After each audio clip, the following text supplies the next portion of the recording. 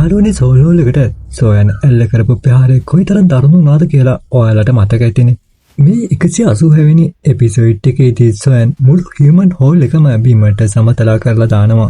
ඒ වගේම සීහාට් ප්‍රේම් කියන අමුතුම ගින්නත් එයාට ගන්න පුළුවන් වෙනවා. මිලියන ගණනක් ආත්ම සත්‍යයෙන් සොයන්ගේ මේ ගමනට විශාල පිටිවහලක් වෙනවා.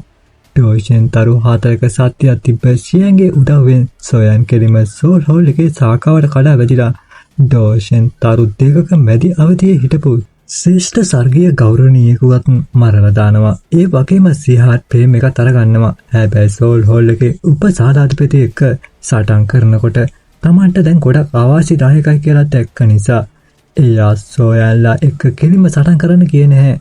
එයා සෙනිකෝම අවකාශයේ දෙපළු කරලා පැනලා යනවා. මෙහෙම සටනක් නොකරම පැනලා යන එකෙන් සොයන්ගේ කණ්ඩායම පුදුමයටපත් වෙනවා. මොකද එයාලට මේ මොහොතේ ඕව නවත්තන්න පුළුවන් උනේත් නැති නිසා.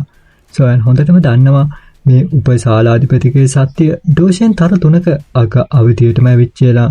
මේකෙන් සොයලාට තේරෙනවා සියන් උදව් නොකළා නම් මේ සටන කොතරම් දරුණු වෙන්න තිබ්බද කියලා. සියන් එයාට පුළුවන් උපරිමයෙන් සටන් කළත් මෙහෙම පැනලා යන්න හිතාගෙන ඉන්නේ. ඩෝෂන් තර 3 අග අවධියේ කෙනෙක්ව නවත්තන්න එක හරිම අමාරු බව තේරුම් ගන්නවා. සොයන් මේ දේ ඉක්මනටම පිළිගන්නවා. මොකද පැනලා ගියාට කමක් නැහැ මේ සටනේ. එයාලා පෙන්නවා ආකාශ මන්දිර සන්දානය සෝල් හෝල් එකට බය නැති බව. මේ මෙහෙයුමේදී එයාලට සෝල් හෝල් එකේ ප්‍රධාන සර්ගයේ ගෞරවනීය කෙනෙකුවත්ම අල්ලගන්න පුළුවන් වුණා. ඒ වගේම සීහාට් ප්‍රේම් ගින්නත් ලැබුණා. මේ සාකා හෝල් එක සම්පූර්ණයෙන්ම විනාශ කිරීමෙන් ලැබුණු ආස්වැන්න ඇත්තටම ඉතාමත් සරුයි. සොයන් සියන්ට නියෝග කරනවා. ලිටපේරි ඩොක්ටර් සහ ක්විලින් විසින් පන්නා දමන ලද ඉතුරු සෝල් හෝල් ගෝලයන් සියලු දෙනාවම ඉවර කරන්න කියලා. ඒ වගේම යාවෝලාවෝ එක සටන් කරන බෝනෙද සෙන්ට්වත් පැනලා යන්න නොතන විදිහට අවධානයෙන් ඉන්න කියලා කියනවා. සියන් ඊටම ඉක්මනින් තමන්ගේ බලයෙන් සෝල් හෝල් එකේ සියලු දෙනාවම පරාජය කරලා දමනවා. අනිත් පැත්තේ හිටපු බෝනෙද සෙන්ට් පවා සියන්ගේ මැදිහත් වීමෙන් ඉක්මනින්ම යටත් වෙනවා. සියලු සතුරන් සමග කටයුතු කරලා ඉවර වෙලා සොයන්ගේ පැල්ම පහළ තියෙන තැවන්ට මාලිගාවට යොමු වෙනවා. එයා සුවන් පරිපාලකයා ඒකෙන් ප්‍රහාරයක් එල්ල කරනවා. ඒකෙන් මුළු මාලිගාවම දෙපළු වෙනවා. ඇතුලේ තිබ්බ දර්ශනය ඇත්තටම කම්පණයට පත් කරන සුළුයි. කළු දන් වලින් පැඳලා තිබ්බ මිලියන ගණනක් ආත්ම බෝල දැකලා සොයන්ගේ හිත ඇතුලේ දැඩි කෝපයක් ඇති වෙනවා. සෝල්හෝල් එක මේ ආත්මයන්ව සිරකරුවන් විදිහට හිර කරගෙන තමන්ගේ වැඩවලට පෝෂණයේ විදිහට පාවිච්චි කරලා සොයන් සෙනිකෝම සියලු දැන්වල් කඩලා මේ ආත්මයන්ව නිදහස් කරනවා. ඒ සියලු ආත්මයන් සොයන්ට ගෞරවයෙන් ස්තුති කරලා අවුරුදු ගණනාවක් තිස්සේ එයාලව හිර කරගෙන හිටපු ඒ අපායෙන් පිට වෙලා යනවා. සොයන් යන්න රැස් වෙනකොටම නටබුන් වල ගැඹුරු තැනකින් අමුතු කම්පනයක් දැනෙනවා. එයා ඒ හරහා හාරගෙන යද්දී අඩි භාගයක් විතර විශාල පාරිදුෂ්ට ආලෝක බෝලයක් දකිනවා. මේක ඇතුලෙන් ඉතාමත් විශාල පිරිසිදු ආත්ම සත්‍යයක් නිකුත් වෙනවා. යාවෝලාවෝ සොයන් ළඟට ඇවිත් සංකීර්ණ බැල්මකින් කියනවා පුතේ මේ තමයි ආත්මයේ මූලාශ්‍රය කියන්නේ. මේක ආත්මයක් බිහි වෙන මූලිකම මූලාශ්‍රය වගේම ලෝකයේ තියෙන පිරිසිදුම සත්‍යයෙන් එකක්. මේ ආලෝක බෝලය මිලියන ගණනක් ආත්මයන්ව සම්පීඩනය කරලා හදපු එකක්. මේක උපසාලාධිපති බයෙන් පැනලා යනකොට අර යන්න බැරි වෙච්ච හියුමන් හෝල් එකේ වැදගත්ම දේ වෙන්න ඕනේ. යාවෝලාවෝ සැක කරන්නේ සෝප් කෑන් එක මේ තරම් විශාල ආත්ම මූලාශ්‍රයන් එකතු කරන්නේ කෙනෙක්ගේ ආත්ම බලය පුරාවෘතගත අධිරාජ්‍ය අවකාශයේ දක්වා ගෙනියන්න වෙන්න ඇති කියලා. මේ සියලු සංඥා වලින් පේන්නේ ආත්ම වංශය රහසිගතව මහා කුමන්ත්‍රණයක් කරන බවයි. යාවෝලාවෝ සොයන්ට යෝජනා කරනවා මේ ආත්ම බෝලය අරගෙන පිරිසිදු කරලා තමන්ගේ කරගන්න කියලා. සොයන්ගේ ආත්ම මට්ටම දැනට හෙවන් රිරම් අග අවධියේ තියෙන්නේ. මේ සෝල් ඔරිජින් එකෙන් එයාට හෙවන් රිරම් එකේ විශිෂ්ට පරිපූර්ණත්වයේ තැනට යන්න පුළුවන් වෙනවා. මේක පිරිසිදු නිරම යස්ස දැල්ල ලබා ගැනීමේ සාටනට ගොඩක් වැදගත්. සොයන් කිසිම පැකිලීමක් නැතුව ඒ ආත්ම බෝලය අරගෙන ඒ ආත්මයන් වෙනුවෙන් පරිගන්නවා කියලා පොරොන්දු වෙනවා. සොයන් මේ විදිහට කතා කරපු හන්දාම ඒ ආත්ම බෝලය තුල තිබ්බ බොහෝ වෛරයන් සහ අකමැත්තන් නිහඬවම පහ වෙලා යනවා. සොයන් සහ ඔහුගේ කණ්ඩායම පිටව ගියාට ටික වෙලාවකට පස්සේ පැනලා ගිය උපසාලාධිපති රහසින්ම ආපහු එනවා. සම්පූර්ණයෙන්ම කඩාපිට දමලා හාරලා තිබුණු නාටපුන් දැක්කහම ඔහුගේ මුහුණ මලානික වෙනවා. අවුරුදු 100ක් තිස්සේ සෝල් හෝල් එක මහන්සි වෙලා එකතු කරපු ආත්ම සත්‍ය අරගෙන හිර කරගෙන හිටපු සියලු ආත්මයන්වත් නිදහස් කරලා මේ පාඩුව අති විශාලයි. ඔහු ආපහු සෝල් කෑනකට ගියත් දරුණු දඬුවම් ලැබෙනවා. සොයන් වගේ පොඩි කූඹියෙක්ව මුලින්ම ගණන් ගත්තේ නැති එක ගැන ඔහු කනගාටු වෙනවා. හැබැයි ඔහු හිතනවා පිරිසිදු නෙළුම් යස දැල්ල ඒක ඉක්මනින්ම ලෝකයට පහළ වෙනවා කියලා. ඒක අරගන්න පුළුවන් වුණොත් මේ පාඩුව පියවන්න පුළුවන් කියලා. ඉතින් සෝල් හෝල් එක විනාශ කළා කියන ආරංචිය මුළු මධ්‍යම මහද්වීපය පුරාම ඉතාම ඉක්මනින් පැතිරෙනවා. මේ සෝල් හෝල් එක කියන්නේ හැමෝම බය වෙන දෙවන්ත බලවේගයක්.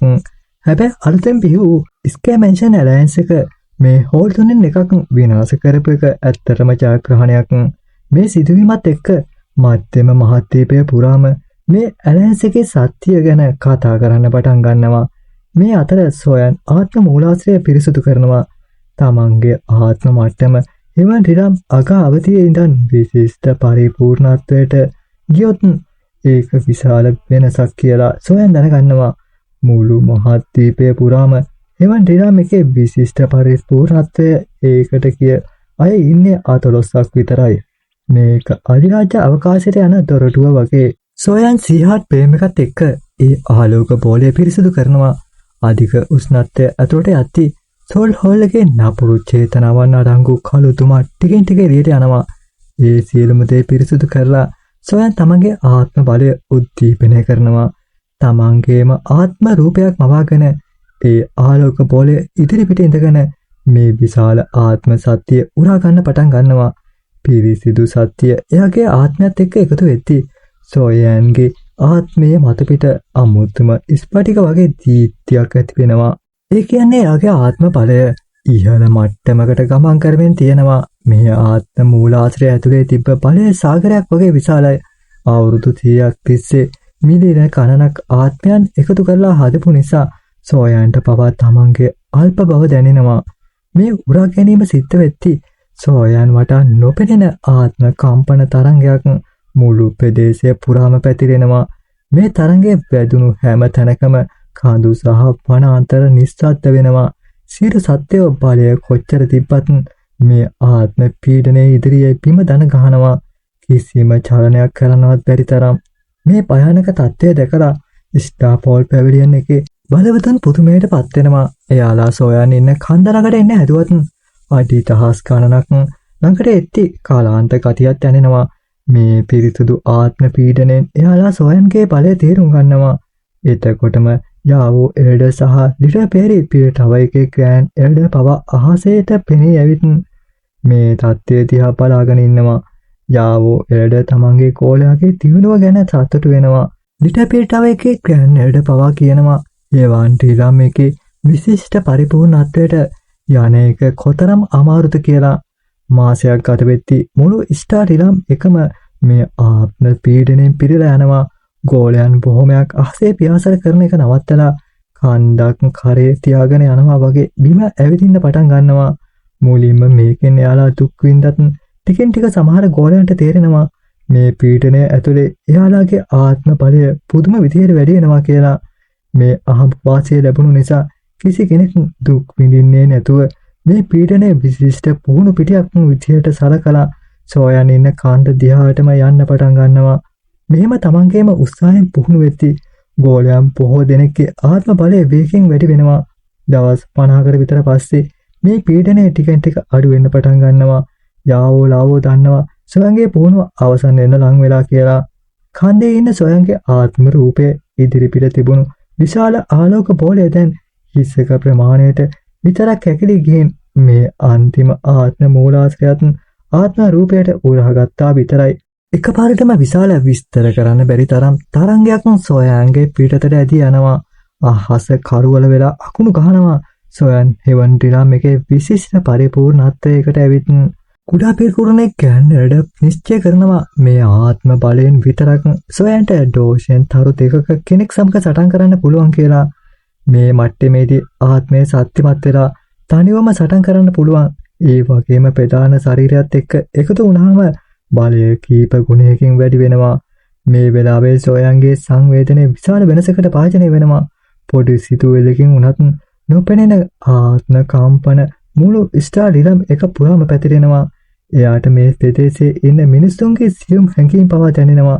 එයා තවත් ඈතට ආත්ම බලය යවද්දී කිලෝමීටර දහස් ගණනක් කරහා මේ තරංග පැතිර යනවා. එයා ඵලය ආපහු ගන්න හදනකොටම එයාගේ ආත්මය කැඹුරින් අමුතුම උණුසුමක් දැනෙනවා. එයා ආත්ම තරංගය කිලෝමීටර් දහස් ගණනක් ඈතට යවලා දැවැන්ත කඳු පන්තියකට ඉහළින් තිබ්බ අවකාශයකට යනවා. එතන තිබ්බ අවකාශය ස්වාභාවික විදියට ඇඹරිලා කීරි වගේ සුදු ආලෝකයක් එළියට විහිදෙනවා. සෝයන්ගේ ආත්මය ඒ ආලෝකයේ ස්පර්ශ කරපු ගමන් දරුණු දැල්වෙන වේදනාවක් ඇති වෙනවා. සෝයන් පුදුමයටපත් වෙනවා. මොකද එයා ළඟ අමුතු ගිනි පහක්ම තියෙනවා. සාමාන්‍ය ගින්නකට මෙහෙම කරන්න බෑනේ. ඒ අතරම එයාගේ හිතේ තිබ්බ පිරිසිදු නෙළුම් යස දැල්ව ඒකත් දරුණුවටම ගැහෙන්න පටන් ගන්නවා. මේ තමයි ඒක පහළ වෙන තැන. පිරිසිදු නෙළුම් යස දැල්ල ඒක පහළ වෙන තැන සෝයන් හොයාගත්තා විතරයි. එයාගේ තරම්ම පෙබල ආත්ම බලයක් ඒ අවකාශයෙන් පිටතට ඇවිත් සෝයන්ගේ ආත්ම තරංගය බිඳලා දානවා. මේ අනතුරු ඇඟිවීමකින් තොර ප්‍රහාරයෙන් සෝයන්ගේ ආත්මය දරුණු ලෙස කම්පා වෙනවා. ඔහු සෙනිකව කවුද කියලා අහනවා. එතකොටම කිසිම හැඟීමක් නැති හඬක් එනවා. ඒ හඬ සෝයන්ගේ ප්‍රශ්නයට උත්තර දෙන්නේ නැහැ.